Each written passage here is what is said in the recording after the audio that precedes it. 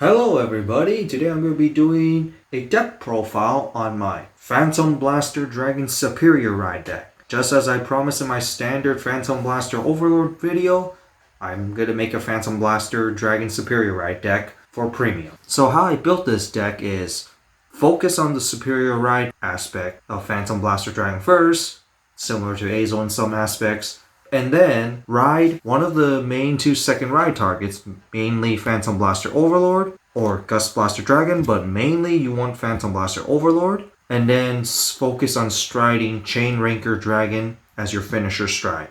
So no more wasting time, and let's begin with deck profile on what force type that I would pick. Now, normally I would say Force 1, but because this is premium we're talking, we're going to have high powered attacks, and it's not too hard to get a field presence in premium.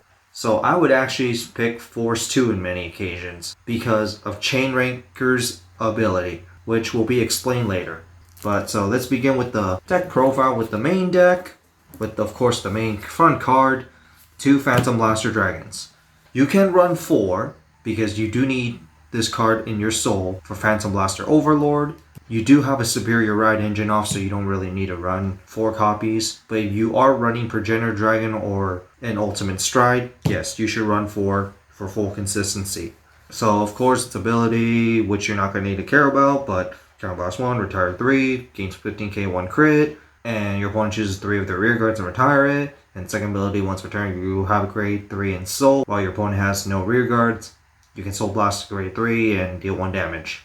But you're not going to do that at all. This is mainly here for your Superior Ride. If you do want to go Ultimate Stride, run 4.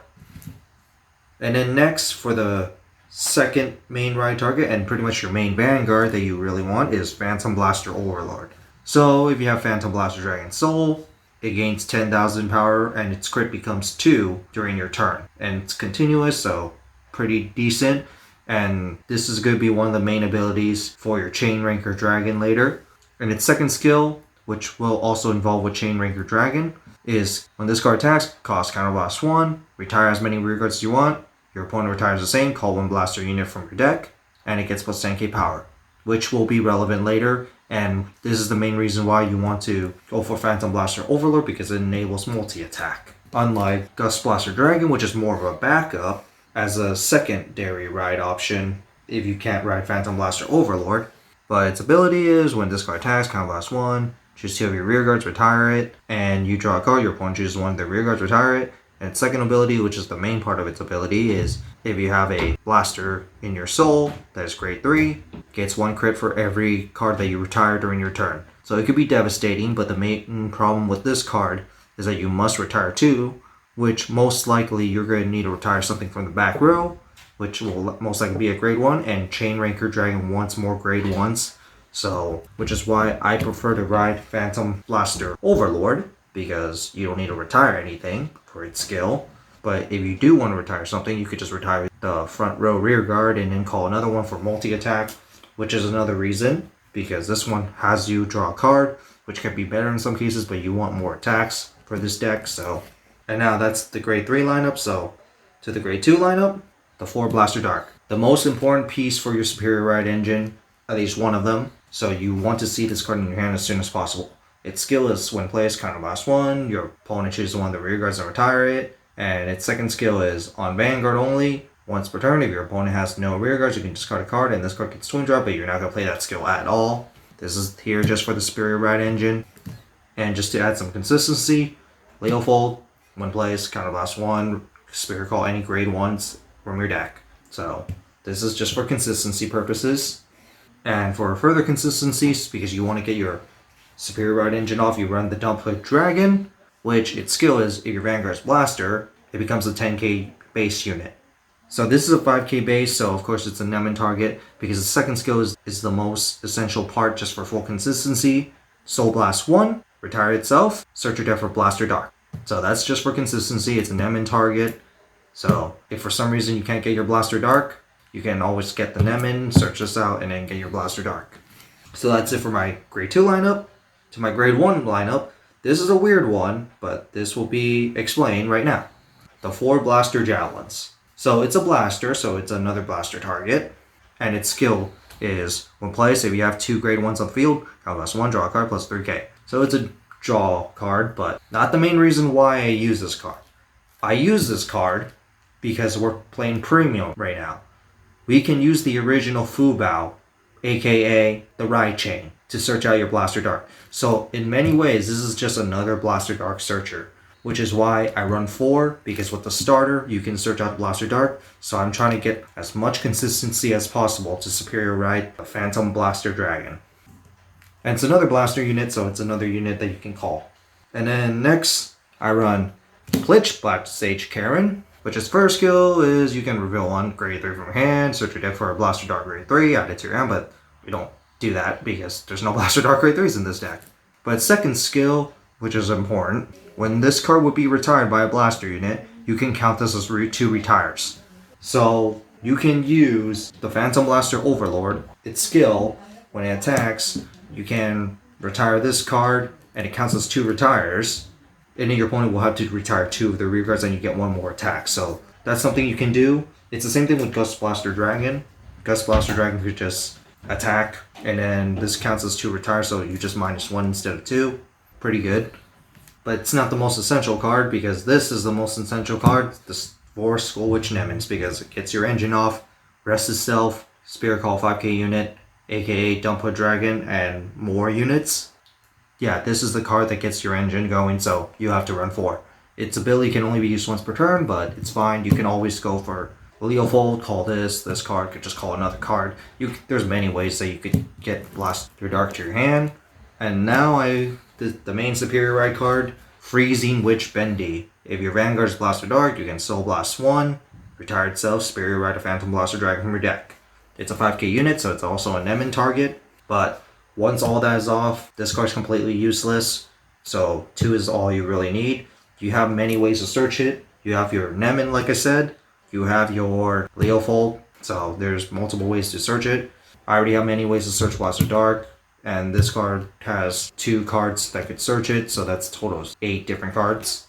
And finally, just for draw power, Abyssal Owl. You could run whatever 5k unit. I do recommend more 5k units just so you can get your Nemons to call more grade 1s, because this is also grade 1 and you want to have your field filled with at least 3 grade 1s, so essential. And then that's it for the grade 1 lineup. My starter is Full Bow, the original one, because this is part of the Ride Chain, which if you ride a Blaster Javelin, you can search your deck for a Blaster Dart. So just to get my Superior Ride engine as much as I can. And then for the trigger lineup, 4 Stride Fodder crits, of course, Stride Fodder. And then this next one is the Put to Soul Draw 1 card critical. I could make a suggestion where you could run just a regular crit because it's a 5k unit, so you could call it with Nemon. And Chain Ranker Dragon needs at least 3 grade 1s or less. So if you for some reason ran out of 5k units to call, you can always call like a regular critical trigger that is also 5k. So if you want to run a regular critical, go ahead and replace these for regular criticals. But definitely keep the Stride Fodder crits, because you will need to use it for striding, draw BGs, and then the 4 heals. You can go for the counter charge, soul charge heal if you want, because this deck is going to use quite a bit of counterblast, so that's up to you. And now for the strides. So of course, our main stride and our finisher stride, we start off with Chain Ranker Dragon. So its ability, the first skill is exactly the same as the Royal Paladin one. You can flip 1 card from your G-Zone face up. This card gains all the skills of the hard card. So basically, you stride this on top of a card, it gets the skill of the one that you stride on top of.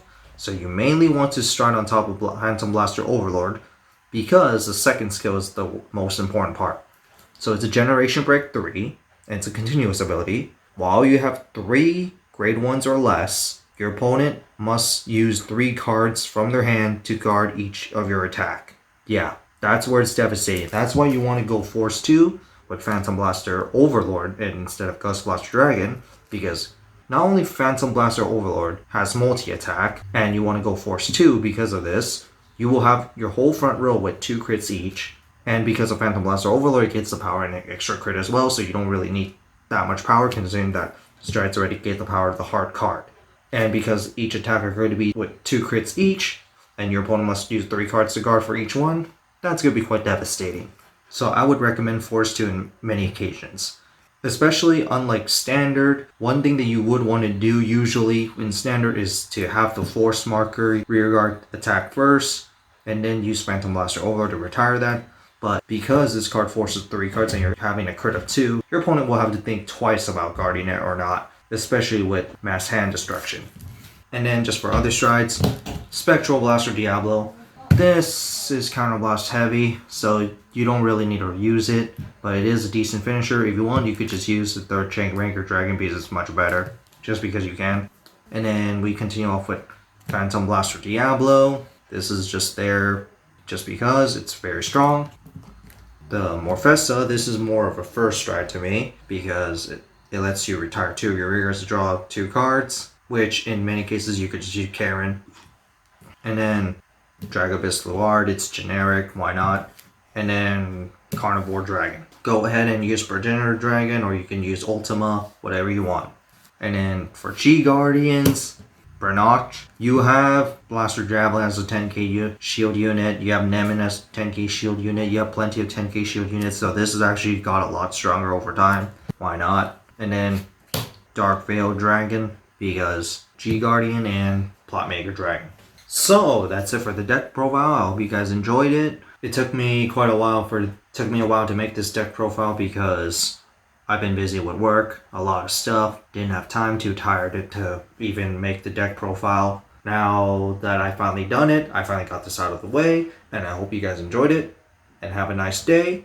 And also, let me know what you guys think about how to make this deck better, or if any changes at all. But other than that, have a nice day.